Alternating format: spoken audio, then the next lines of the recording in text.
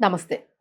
బస్తర్ ఒకప్పుడు నక్సల్స్‌తోని అట్టుడికిన ప్రాంతము. అలాగే కేంద్ర ప్రభుత్వము పూర్తిగా నక్సల్స్ రహిత భారత్‌గా చేయాలని ఏదైతే ఆపరేషన్ ఖగార్‌ని తీసుకుందో, ఈ నేపథ్యంలోని బస్తర్‌కి నిజంగానే విముక్తి కలిగిందనే అనుకోవాలి. మరి బస్తర్‌లో ఉన్న నక్సల్స్ అందరూ గూడా ఇప్పుడు ఏం చేస్తూ ఉన్నారు? బయట నిజంగానే జనజీవన స్రవంతిలో కలిసిపోయారా? కలిసిన తరువాత మళ్ళా యాక్టివిటీస్ ఎలా ఉన్నాయి?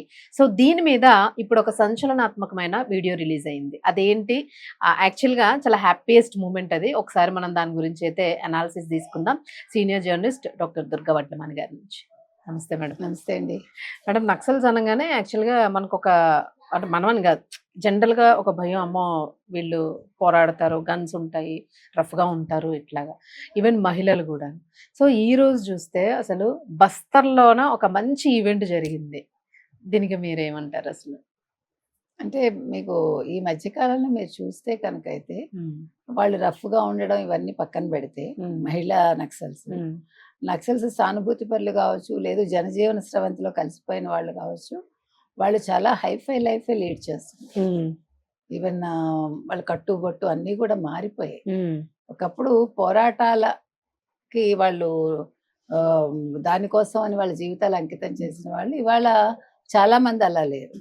అయితే ఇక్కడ బస్తర్ విషయానికి వచ్చేసరికి ఛత్తీస్‌గఢ్‌లో బస్తరు ఒకప్పుడు తుపాకుల మోతలతోటి హోరెత్తేది. హ్మ్. అలాంటి చోట్ల ఇప్పుడు ఒక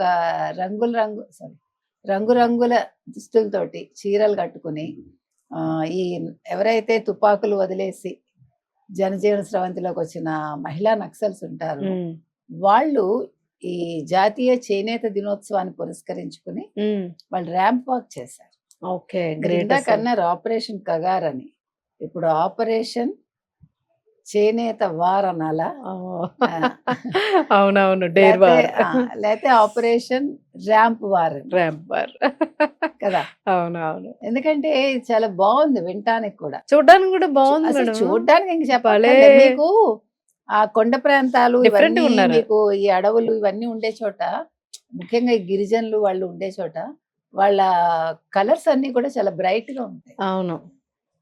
అంటే చాలా చోట్ల వాటర్ ఉండదు. కొద్ది rust rust shades. Shades, bright shades అసలు చాలా కలర్‌ఫుల్‌గా చాలా అందంగా ఉంటాయి. హ్మ్. మన సౌత్‌కి, నార్త్‌కి చాలా డిఫరెన్స్ ఉంటుంది ఆ విషయంలో. హ్మ్. మనవన్నీ కూడా మన జీవన విధానాన్ని, మన ఆహారపు అలవాట్లని బట్టి గూడా మన అదుంటుంది కలర్స్. డ్రెస్సింగ్ సెన్స్ ఉంటుందేమో అవును. నాకు తెలీదు. అవును. కలర్స్ కూడా అలాగే ఉంటాయి. అనే ముద్ద ముద్ద కలర్స్ ఉంటాయి. వాళ్ళవి డిఫరెంట్‌గా ఉంటాయి. అవును. మరి ఏమనాలి కళ్ళకి మరి ఇదిగా ఉంటాయి. బ్రైట్‌గా ఉంటాయి. హ్మ్. సో, వాళ్ళవి వేసుకొని చక్కగా అలంకరించుకొని సింపుల్‌గానే గాడిగా ఎక్కడా లేరు. వాళ్ళు అలా ర్యాంప్ వాక్ చేస్తుంటే విష్ణుదేవ్ సాయి వాళ్ళ ముఖ్యమంత్రి వచ్చారు, ఉప ముఖ్యమంత్రి వచ్చారు, కేంద్ర మంత్రి వచ్చారు, చాలా మంది వచ్చారు. హ్మ్. ఇవాళ అసలు మీకు ఈ రకంగా బస్తర్ ఉంది అంటే ముఖ్యంగా కారణం మోదీ అండ్ అమిత్ షా. హ్మ్. అంటే ప్రజలు ఊపిరి పీల్చుకుంటున్నారు. ఒక సాంస్కృతిక నేపథ్యంలోకి వస్తున్నారు. హ్మ్. ఒక సంస్కృతిని పరిరక్షించుకుంటున్నారు. ఇవాళ వాళ్ళ ముఖ్యమంత్రి కూడా చేనేత ప్రత్యేకత, వాళ్ళ సంప్రదాయ జీవన విధానం, సంప్రదాయ చేనేత ఎలా ఉండేది, వాళ్ళ సంస్కృతి అవన్నీ కూడా ఆయన చెప్పడం జరిగింది. హ్మ్. సో, నేనిక్కడ ఏమంటానంటే ఇలాగా అన్ని రాష్ట్రాల్లో కూడా మీరు గతంలో చూసుకుంటే ఇప్పుడు మొన్నను అంటే ఇది అసందర్భమో, సందర్భమో నాకు తెలీదు. చిరంజీవి గారి భార్య సురేఖ గారిని యాదాద్రి అది అవును. ట్రస్ట్ యాదగిరిగుట్ట ట్రస్ట్ బోర్డ్‌కి. బోర్డ్ మెంబర్‌గా హ్మ్. చేస్తే చాలా దాని మీద నిరసనలొచ్చాయి. అవును. ఆవిడ తెలంగాణ ఆవిడ అని. మరి రకుల్ ప్రీత్ సింగ్ తెలంగాణ ఆవిడ గతంలో. ఆవిడని కూడా ఒక అంబాసిడర్ చేశారు. Brand ambassador. అవును. తర్వాత చేనేతకి సమంతని సమంతని చేశారు చేశారు. కదా! మరి ఆవిడెక్కడ ఆవిడసల? ఆవిడ తెలుగు ఆవిడా? కాదా? మనకు అవును. తెలీదు. అవును. వాళ్ళ అమ్మ మలయాళీ, తండ్రి తెలుగంటారు. అవును. బట్ ఆవిడ తమిళనాడులో పెరిగారు.